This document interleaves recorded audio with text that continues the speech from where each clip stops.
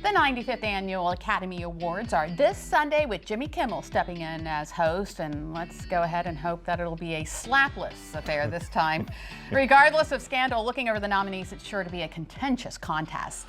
Yeah, 2 films receiving 9 total nominations. The indie sci-fi breakout Everything, Everywhere, All at Once, getting a whopping 11 nods. So this is sure to be a stunning show. Here to help us break it all down as far as the potential outcomes is our good friend Rob Rector. He's the founder of the Revival House in Milton. Thank you so much for being here.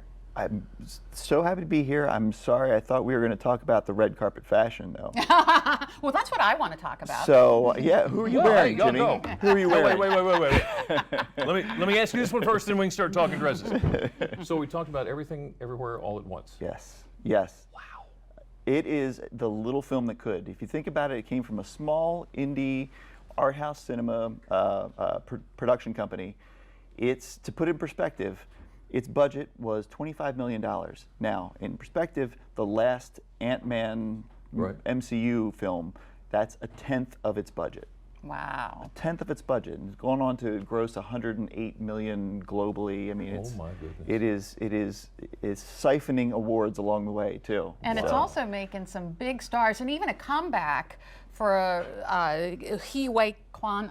Ke Huy Quan, short round from Temple of Doom and Data from The Goonies. Okay.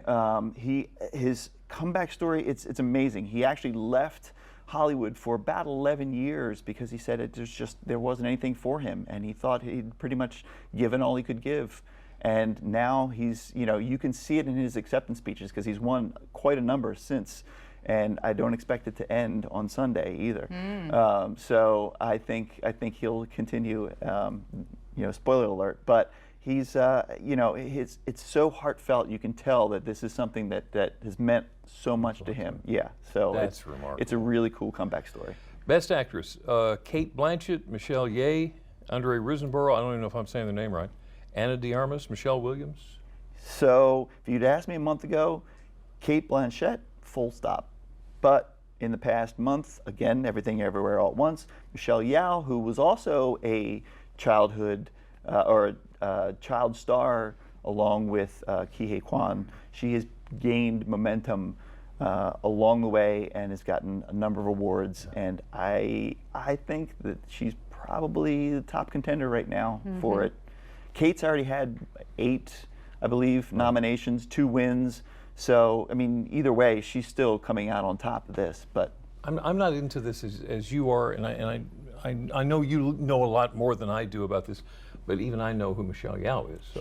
Yeah, and she's just, I mean, from Crouching Tiger, Hidden Dragon on. I mean, she's been a stalwart, and she's just such a phenomenal actress, and you could tell, just like Ke Huy Quan, she's very appreciative and would be the first Asian American actress to ever win an Academy Award. So that'd be really cool. That would be really cool. Okay, so let's talk leading actors. We got Brendan Fraser, which would be a comeback, I guess. Austin Butler, newcomer, Colin Farrell, Paul Mescal, and Bill Nighy. These are all first timers. Every single nominee is a first timer, the first time they've ever been nominated for it. And again, about a month ago, I probably would have said Brendan Fraser would have won for The Whale.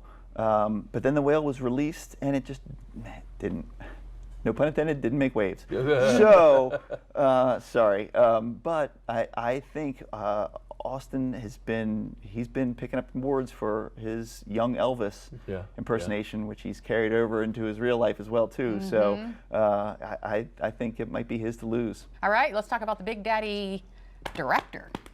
Yeah, so, The Fabelmans was Steven Spielberg's, this is his 6th decade of awards, of being in this awards, from Jaws back to 1975. So, I mean, this guy's had such a storied career, and even though this is his most personal film to date, I think it's going to get swept up by the team collectively known as the Daniels, who directed Everything Everywhere All at Once this year.